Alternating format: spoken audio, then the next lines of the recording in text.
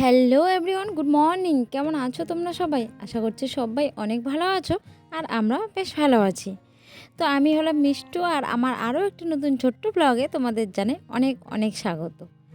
আজকে হলো শুক্রবার আর এখন বাজে সকাল 7টা। এখন থেকে আমি তোমাদের সাথে নিয়ে আমার ব্লগটা শুরু করছি। আই হোপ আজকের ব্লগটা তোমাদের অনেক ভালো লাগবে।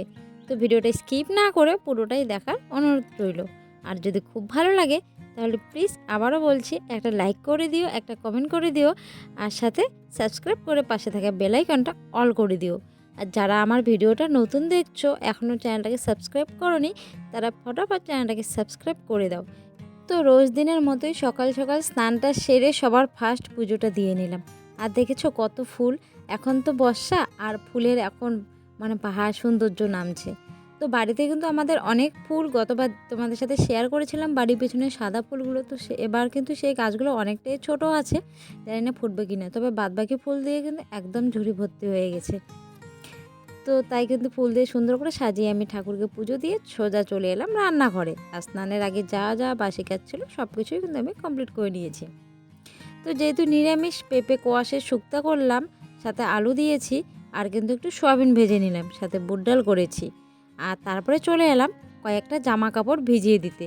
ওইদিকে কিন্তু আমার রান্না হচ্ছে, আর এইদিকে কিন্তু ভাবলাম রান্নাটা হতে হতে জামা কাপড়গুলো ভিজিয়ে রাখি, তাহলে রান্নাবান্নাটা কমপ্লিট করে ততক্ষণে ভিজবে 10-15 মিনিট, তাহলে ময়লাটা একটু নরম হয়ে আসবে।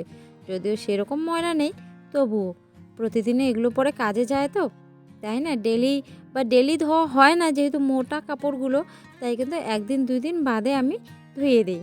আর এখনই ভিজে রাখছি, তাড়াতাড়ি ধুয়ে দিলে তাড়াতাড়ি শুকিয়ে যাবে। আজকে কিন্তু রৌদ্রটাও খুব সুন্দর উঠেছে। তারপরে কিন্তু ওইদিকে খাওয়া দাওয়া শেষ হয়ে গেল, রান্নাবান্না, খাওয়া দাওয়া, এদিকে কিন্তু কাজও করছি, একসাথেই সবগুলোই করছি।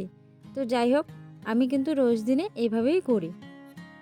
তো খাওয়া দাওয়া করে সোজা বাসন কোসন নিয়ে চলে এলাম কলের পাড়ে। ভালোভাবে বাসনগুলো মেজে ধুয়ে পরিষ্কার করে তারপরে জামা কাপড়গুলো কিন্তু শুকিয়ে দেবো। সেগুলো কিন্তু আমার এখনও ভেজাই আছে, আমি কিন্তু সেগুলো এখনও ধুয়ে দিইনি। ভাবলাম রান্নাবান্নাটা হয়ে গেল, খাওয়া দাওয়াটা সেরে নিয়ে তারপরে বাসন কোসন ধুয়ে রান্নাঘরটাকে ক্লিন করে তারপরে কিন্তু ভাবলাম এইদিকে কাপড় চোপড়গুলো ধুয়ে শুকোতে দিই। আর রান্নাবান্নাটা হয়ে গেল না, টাইমের মধ্যে না খেলে না ভালোও লাগে না। তার মধ্যে যেহেতু নিরামিষ, আর নিরামিষে না ঠান্ডা সবজি একদমই খেতে ইচ্ছে করে না। ভাত সবজি গরম গরম হলে একটু খাওয়া যায়, তবে নিরামিষ সবজিও কিন্তু ভালো করে রানলে খারাপ লাগে না। আর আমাদের বাড়িতে বিশেষ করে আমার পেঁপে কোয়াশ আর একটা আলু মিক্সড করে যে শুক্তোটা করা হয় সেটা খুব পছন্দ, আর বাড়িরও সবারই খুব পছন্দ। তবে সেটাতে কিন্তু ক্ষতিও নেই, পেঁপে তো খুবই ভালো। আর আমি এমনিতেও মাম্মামকে কিন্তু পেঁপে সেদ্ধ করে খাওয়াই, ভাতে বা ডালে সেদ্ধ দেই। আর ডালটা কিন্তু আমি কুকারে করেছিলাম, যেহেতু ছোলার ডাল না, সেদ্ধ হতে অনেকটাই সময় লাগে, আর কুকারে দিলে অনেক তাড়াতাড়ি হয়ে যায়। তবে সিটি কিন্তু অনেকগুলো দিতে হয়, আর কড়াইয়ে করলে তো হয়েই গেল, ডাল সেদ্ধ হতে হতে ভাত সবজি সব কিছুই রান্না হয়ে যায়। তাই কিন্তু ওইদিকে ভাতও আমি বসাই, আর একদিকে কিন্তু ডাল সিদ্ধ আমি বসিয়ে দিই।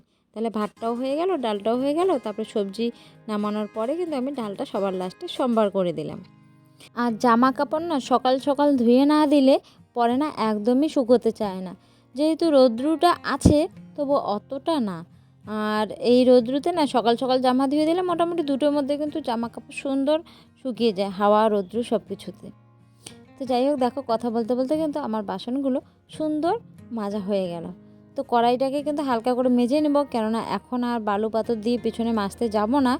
তো আর একদিন রান্না করার পরে কিন্তু আমি পেছনে নিয়ে গিয়ে একদম কড়াইটাকে সব দাগ থেকে দাগ মুক্ত করে নিয়ে আসবো, ভালোভাবে মেজে ধুয়ে।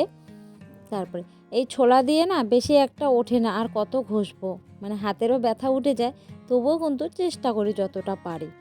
আর বালু পাথর একটু থাকলে কী হয় বলো তো, ওই কালো কালো যে দাগগুলো আছে সেগুলো কিন্তু একদম সুন্দর উঠে কড়াইটা সাদা ফটফটে হয়ে যায়। তো ভাবছি তাই করব, আজকে আর হচ্ছে না, কালকে। তবে নিরামিষের দিন না কোনো ভাজা বা বড়া কোনো কিছু হলে না খাওয়াটা না বেশ জমে।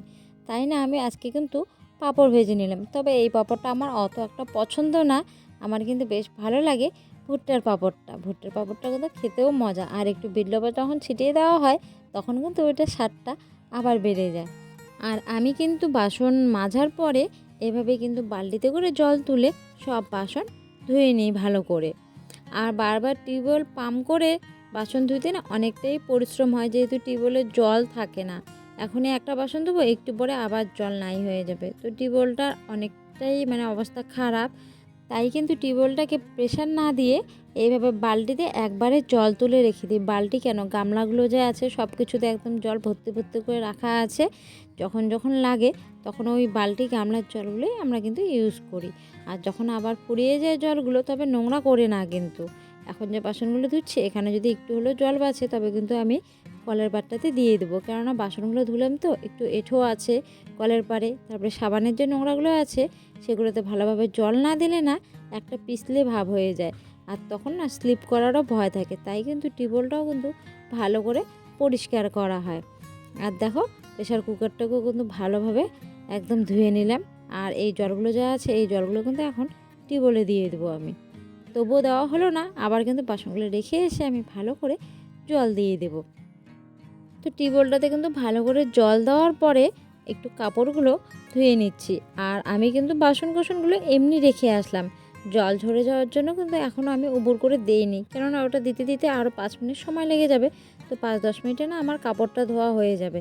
তো ভাবলাম আগে কাপড়টা ধুয়ে নিই, তারপরে ঘরের কাজগুলো করি। ঘরের কাজ তো একটু লেট হলেও কোনো ব্যাপার না, কিন্তু কাপড় ধোয়াটা যদি একটু দেরি হয়ে যায় তাহলে না কাপড় শুকাতে মুশকিল হয়ে যাবে। তবুও কিন্তু অনেকটাই বেলা হয়ে গেল, এদিকে কিন্তু বেলা প্রায় 10টাই বাজে। আর আমি কিন্তু এখনও ধুয়ে দিইনি, তবে অন্যান্য দিন না স্নানের আগে দিই। আজকে না ওইদিকে একদম বাসি কাজকর্ম করে ফটাফট স্নানটা সেরে নিয়েছি। আর তাই কিন্তু আর ওই জামা কাপড়গুলো সকাল সকাল ধুয়ে দেওয়া হয়নি। আর সকালবেলা ধুয়ে দিলে না একটু বেলাটাও পেরিয়ে যায়, আর ওইদিকে লেট হয়ে যায় পুজো টুজো দিতে, রান্না বান্না সব কিছু করতে লেট হয়ে যায়। তাই ভাবলাম রান্না বসিয়ে তারপরে জামা কাপড়গুলো ভিজে দিই। তো দেখো আমি কিন্তু সব বালতি গামলা একদম ভর্তি ভর্তি করে নিয়েছি। আর জামাগুলো কিন্তু এর আগে 4-5 বার ভালো করে ধুয়ে নিয়েছি। আর জিন্সটা না একটু ভালোই নোংরা হয়েছে, তাই কিন্তু সবার ফার্স্ট নিরমা দিয়ে ভিজিয়ে রেখে কিন্তু আমি ভালো করে হোগলা মেখে ব্রাশ করে দিলাম, তাতে কিন্তু অনেকটা পরিষ্কার হয়েছে। আর জামাতে হোগলা দিলে না জামাটা একটু বেশি পরিষ্কার হয়, আমি যেটা মনে করি। নিরমা দিলেও কিন্তু অতটা হয় না। হ্যাঁ, হালকা নোংরাতে নিরমা দেওয়া যায়, তবে কোনো কিছু দাগ লাগলে বা যেমন শার্টের কলারে দাগ হয় সেগুলো না এমনিতে উঠতেই চায় না, আর একটু হোগলা দিয়ে দিলে না খুব সুন্দর উঠে যায়। আর আমি কিন্তু মাম্মামের ড্রেসগুলো বেশিরভাগ হোগলা দিয়েই ধুয়ে দিই, কেন ও তো ছোটো মানুষ, এই সেই খেলে মাটিতে, মাটি নিয়ে মাঝে মাঝে পিছনে এসে খেলে, তাই কিন্তু ওর জামাগুলো একটু বেশি নোংরা হয়। তাই আর এমনিতেও আমি ওর জামা কাপড় একদম হোগলা দিয়ে ধুয়ে দিই, নতুনের মতন হয়। সত্যি জানি না কে কী বলো, তবে হোগলা দিয়ে একদম জামা কাপড় নতুনের মতন পরিষ্কার হয়ে যায়। তারপরে চলে এলাম বাসনগুলো উবুর করে দিতে। জলটা ঝরে যাওয়ার পরে কিন্তু জায়গা মতন রেখে দেবো। তো টেবিলে দেখো সুন্দর করে সব কিছু উবুর করে দিলাম। আর টি টেবিলটা না এখান থেকে সরিয়ে দিয়েছি, টি টেবিলটা থাকলে না খুব অসুবিধে হয়। আর এমনিতেও তো বারান্দাটা ছোট, তাই কিন্তু টি টেবিলটা ঘরে রেখে দিয়েছি। বাসনগুলো রেখে দেওয়ার পরে ভাবলাম যে বর আজকে পাঁপড় নিয়ে এসে নলপাপড় তো আমার খুব পছন্দ। তো ভাবলাম একটু রোদ্রুতে শুকোতে দেয়, আর রোদ্রুতে শুকোতে দিলে না সুন্দর ফুলে ওঠে। আর এমনি থাকলে ফোলে, কিন্তু কম গরম হয়ে গেলে একটু বেশি ফোলে। তো সাথে কিন্তু সয়াবিনগুলো না অনেক দিন থেকে রয়েছে, তবে ওগুলো না ছোট ছোট সয়াবিন নিয়ে এসে ভাজা খাওয়ার জন্য। তবে ভাবলাম সয়াবিনটাও একটু রোদ্রুতে দিয়ে দিই। আর সাথে কিন্তু বয়াম দুটাতে মা যে বরের আচার করে রেখেছে সেগুলো একটু রোদ্রুতে দিই। তবে আচার মাঝখানে মাঝে মাঝে রোদ্রুতে দিলে কিন্তু আচার কখনো নষ্ট হয় না, আর অনেক ভালো থাকে। তবে আমের আচার বলো বরের আচার বলো, আচারে কিন্তু টেস্টে আলাদা, তার মধ্যে বাড়ির তৈরি নিজের হাতে একদম যত্ন করে, সেটা তো টেস্টটাই অন্যরকম হবে। তারপরে সোজা চলে এলাম মায়ের ঘরে। মায়ের ঘরটাকে কিন্তু ভালোভাবে ঝাঁট দিয়ে নিয়ে মুছে নিলাম। আর মায়ের ঘরটাকে ভালোভাবে ক্লিন করার পরে সোজা চলে এলাম আর একটা রুমে, যে রুমটা খুব কম ইউজ করা হয়। আর কালকে আমি ঝাঁট দিয়েছিলাম, ধুলোবালি গেছে, তবে কালকে কিন্তু আমি একদম ঘরটা মুছার সময় পাইনি। তো ভাবলাম আজকে ঘরটাকে একদম ভালোভাবে মুছে নিই। আর এখন গরম পড়েছে, তো এখন কিন্তু এই ঘরটাতেই আমাদের বেশি আড্ডা হবে। তবে শীতের দিনে না ওই মনে হয় যে এক ঘরেই সবাই থাকি, ঘর থেকে বেরোই না, এতটাই ঠান্ডা, তখন ভালো লাগে না। আর গরমে গরমে তো ঘরের ভিতরে ভালো লাগে না তখন। আর এই ঘরটা একটু খোলামেলা বড় সড়ো, তাই কিন্তু এই ঘরটাতেই এখন থেকে আড্ডা হবে। তো যাই হোক তারপরে বাইরে চলে এলাম, একটু পাতা পড়েছে দেখছি উঠোনটা নোংরা হয়ে গিয়েছে। তো ভাবলাম উঠোনটাকে একটু ভালো করে ঝাড় দিয়ে নিই। আর এইসব কাজ করতে করতে কিন্তু খিদে লেগে গেল।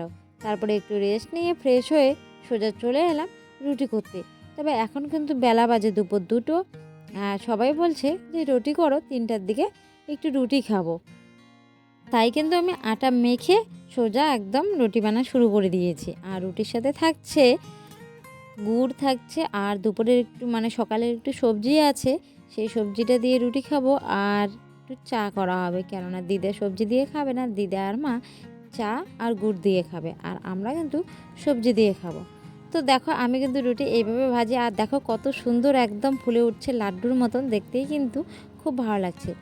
তারপরে চলে এলাম রাত্রে রান্না নিয়ে। রাত্রে বানাচ্ছি চিকেন কষা আর একটু পাঁপড় ভাজা, সাথে কিন্তু আমি আলুও ভাজবো, কেননা বাড়িতে আসছে আত্মীয়।